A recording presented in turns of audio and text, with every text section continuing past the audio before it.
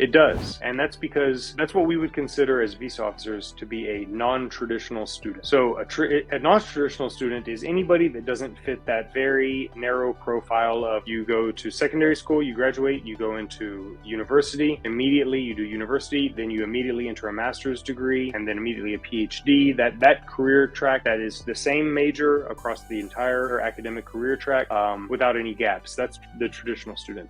The non-traditional student is somebody who, let's say, got their undergraduate degree and then worked for 10 years and now is going back for a master's degree. If you're on a traditional track, you don't really have to explain why. Like if you've gotten your undergrad in mechanical engineering, now you want to do a master's in mechanical engineering, they're not going to say why. Why do you want to do a master's, right? Because it's obvious. It's just that's what people will normally do. But if it's been 10 years and you've been working and now you're going back for a master's, well, then the question is, well, why? You're already working. You're already making money. Why now? Why do you want to do this now? So you have to be prepared to defend why in this non-traditional way it still makes sense for you to become a student, right? Or maybe some people, other ways that you can be non-traditional is, let's say that you already did one master's degree in India and now you're going to go for a second master's degree in the US. That's 2 master's degrees. That's not the way it's supposed to work, right? It's supposed to be master's, then PhD. Okay, but there are reasons why many people do want to do 2 master's degrees, right? Maybe it's because they want to change fields, right? Maybe they were doing a master's in mechanical engineering and now they want to do computer science because that's where the jobs are, where you can make all the money, right? Which is a good reason. And it's a good reason because it's a real reason. It's an understandable reason. It's a relatable reason. Maybe you want to do a second master's because if you get a master's in India versus a master's in the US, if you get that master's in the US, you get the opportunity to do OPT in the US, get experience working, the salaries are higher, then you can come back to India and get a higher salary there. Whatever these reasons are, there are those reasons, but you have to express them. Because if they say, well, why do you want to do a second master's degree? And you say something like, oh, I want to increase my skills. It's a bad answer. That answer is, it's impersonal. It doesn't mean anything. It doesn't show anything, right? Or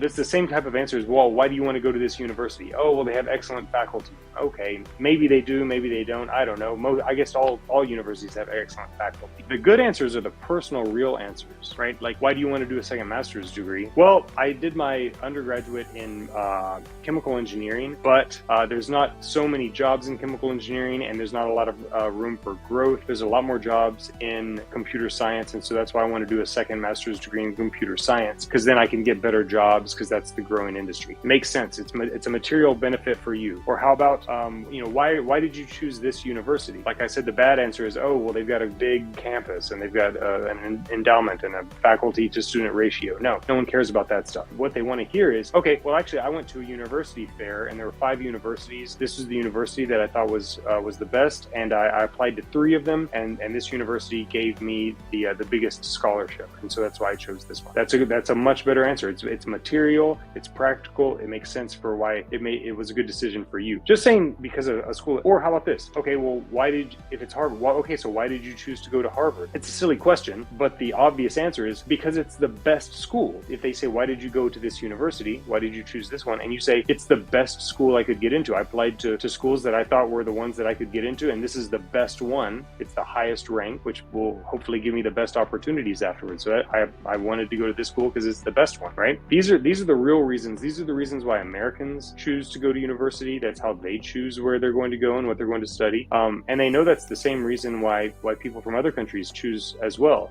So people wanting to come up with these contrived answers about, let's take Cleveland State as an example again. If someone comes into the interview and they say, why did you choose Cleveland State? And they say, Cleveland State is one of the most prestigious universities in America, and they have well, you've lost the interview right there from the beginning, because Cleveland State is not one of the most prestigious universities in America. It may be a good university, for the Midwest in that region, but it's not one of the most prestigious, famous universities in America. So saying something that's not true, you're not going to convince the American officer that this school is actually one of the most prestigious in the US, right? So you got to stick to what's real, what's legit, what's believable, because those are actually, and even those reasons